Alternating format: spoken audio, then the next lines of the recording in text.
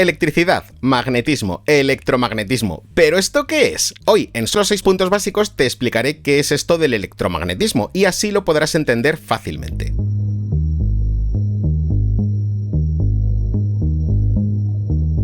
Para empezar, hacemos un viaje hasta 1865, que es cuando James Clerk Maxwell hace una publicación histórica sobre la teoría dinámica del campo electromagnético. Con esta publicación, Maxwell cierra un broche de oro de 2000 años de observaciones teóricas sobre la electricidad y el magnetismo. Se trata de solo 20 ecuaciones que crean los cimientos para una de las mayores revoluciones de la historia de la humanidad. Una idea un poco abstracta para la época que estuvo dando vueltas y vueltas en la cabeza de este gran genio hasta que le dio forma y respuesta con estas ecuaciones. En este vídeo te explico esta grandiosa teoría detallando 6 datos de forma fácil, así que vamos a ello.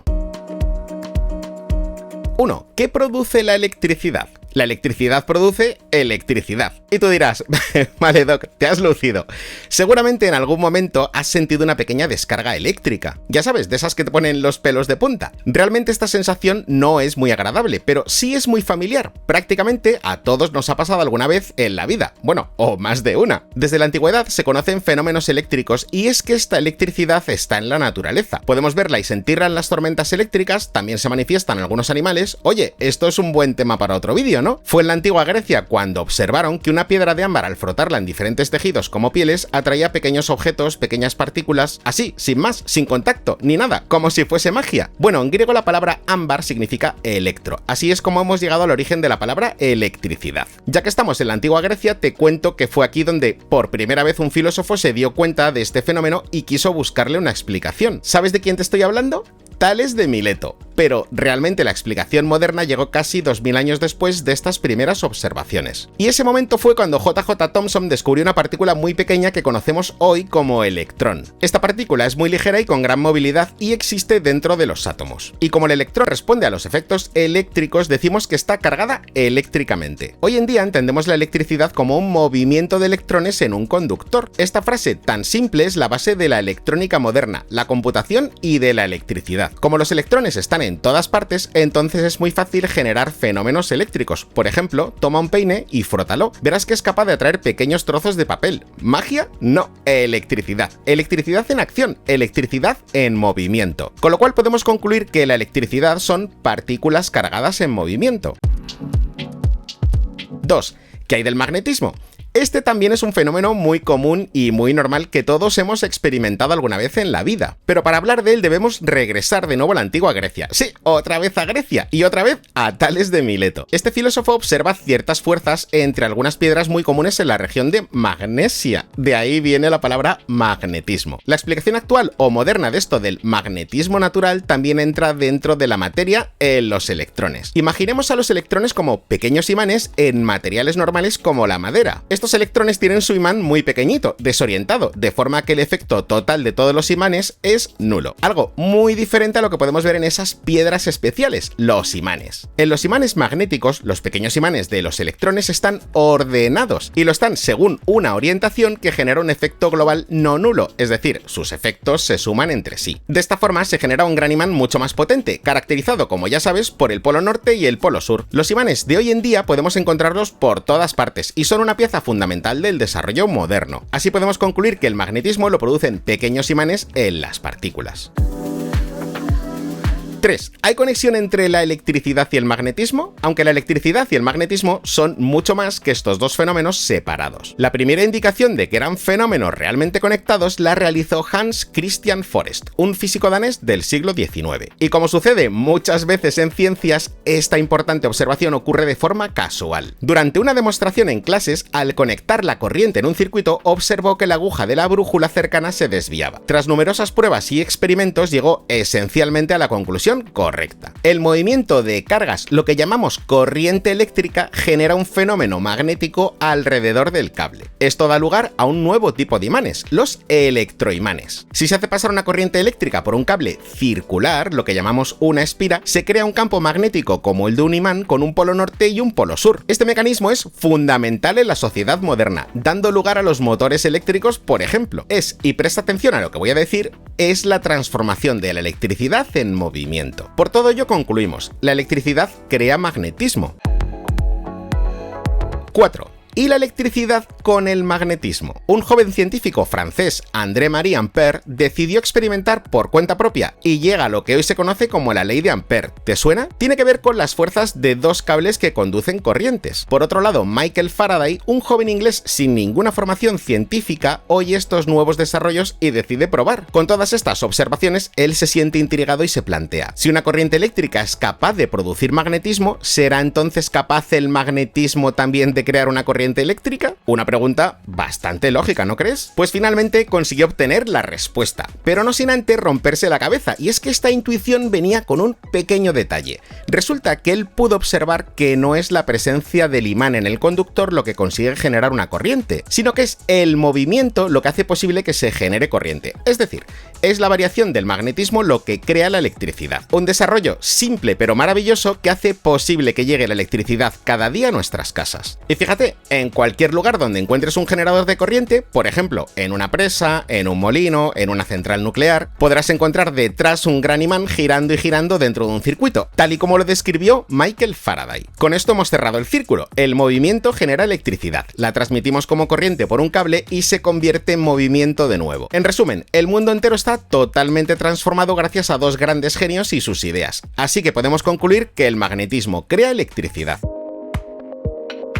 5. ¿Fuerzas a distancia? Si todo lo que ya te he contado te parece genial, espera un poco. Lo más revolucionario aún estaba por llegar. El joven Faraday no estaba conforme y él sabía que aún le quedaba algo por encajar en todas estas observaciones. Él sentía que unas misteriosas fuerzas, la eléctrica y la magnética, se desplazaban por el aire sin ninguna explicación. Suena poco científico, ¿no? Faraday pensaba lo mismo, por eso decidió hacer una serie de experimentos que lo llevaron hacia la dirección correcta. Lo primero que consiguió ver fue, en un cristal, una conexión entre la electricidad y la luz. Luego hizo el experimento de las limaduras de hierro, un experimento famoso que seguro que conoces. Consiste en espolvorear limadura de hierro sobre un papel y debajo de este colocar un imán. ¿Sabes lo que pasa? El imán atrae a las limaduras. Pues Faraday analizaba este comportamiento y estaba seguro que había algo invisible ejerciendo una fuerza ahí. Sabía con certeza que, aunque no podía ver lo que pasaba, algo guiaba la fuerza haciendo posible que las limaduras se colocaran en el lugar apropiado. Faraday llamó a este peculiar fenómeno campo, pero no tenía ninguna formación científica. Las matemáticas no eran lo suyo y se veía imposibilitado de transformar todas sus observaciones y conclusiones en lenguaje científico. Incapaz de traducir sus hallazgos al idioma de sus pares y por miedo a caer en ridículo y objeto de burla de otros, decidió guardarse todo esto para sí. Un buen día todo esto cambió. Faraday, como miembro de la Real Sociedad, tiene la responsabilidad de coordinar unas conferencias semanales de ciencias. Una semana, el conferencista que le correspondía dar la ponencia falló en el último momento. Faraday debía resolver esta crítica situación cuanto antes y, sin tener una segunda opción a la que acudir,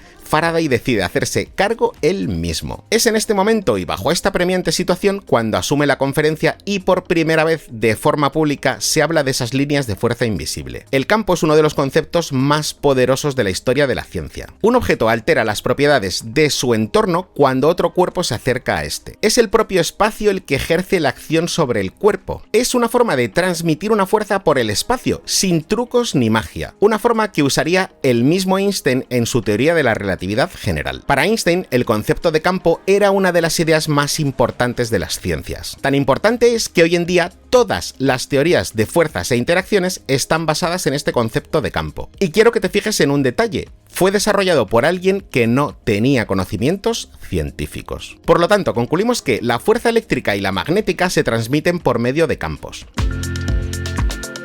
6. Los unimos, el electromagnetismo. Llegamos aquí tras recorrer unos años muy intensos y fascinantes, con muchos momentos de gloria y éxitos tocando interesantes historias como la de Faraday y Ampère. También aparecen otros científicos, y es que en esta época se estaba produciendo una gran revolución en un área de la ciencia novedosa, y quien llevaba la bandera era un joven escocés llamado James Clerk Maxwell. Maxwell era un científico con una intuición alucinante y muy sobresaliente, pero también tenía una formación matemática envidiable, algo de lo que carecía el propio Faraday. Gracias a su intuición, Maxwell vio en el concepto de campo una herramienta fundamental para llevar a un nivel más allá la idea de electricidad y magnetismo. Apoyado en esta sorprendente simetría entre la electricidad y magnetismo y con la ayuda de desarrollos teóricos por las leyes de Ampère, Gauss y Faraday, y con este concepto de campo ya definido, Maxwell crea un desarrollo unificado, el electromagnetismo. Este desarrollo inicialmente contaba con 20 ecuaciones que hoy han sido reducidas a 4 pequeñas ecuaciones, las superfamosas ecuaciones de Maxwell. Uno de los desarrollos más importantes, prodigiosos prodigiosos, potentes y revolucionarios que han surgido nunca en el intelecto humano. En el proceso de resolución de sus ecuaciones, Maxwell observó un comportamiento muy particular,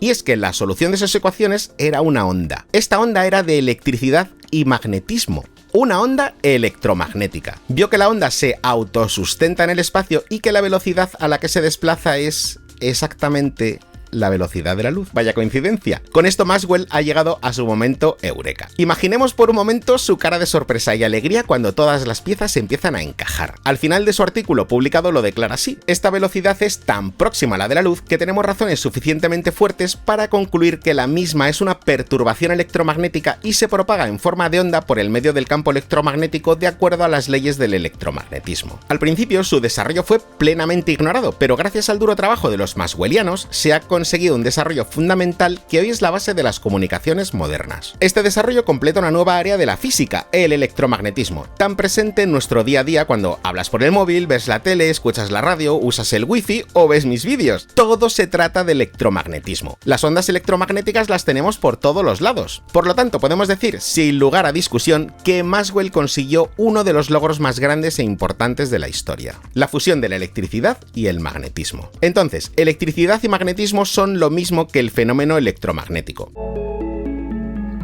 Vistos los 6 puntos básicos para entender el electromagnetismo. Sé que ha sido intenso, pero espero que repongas tus fuerzas y estés atento a mi próximo vídeo, donde tendremos más información súper interesante. Y nada más, hasta aquí el vídeo de hoy. Espero que te haya gustado un montón y que le des todo tu apoyo dándole a like y suscribiéndote si te apetece. Y no te olvides de seguirme en todas mis redes sociales porque subo contenido todos los días. De nuevo, muchas gracias por ver el vídeo y nos vemos en el siguiente.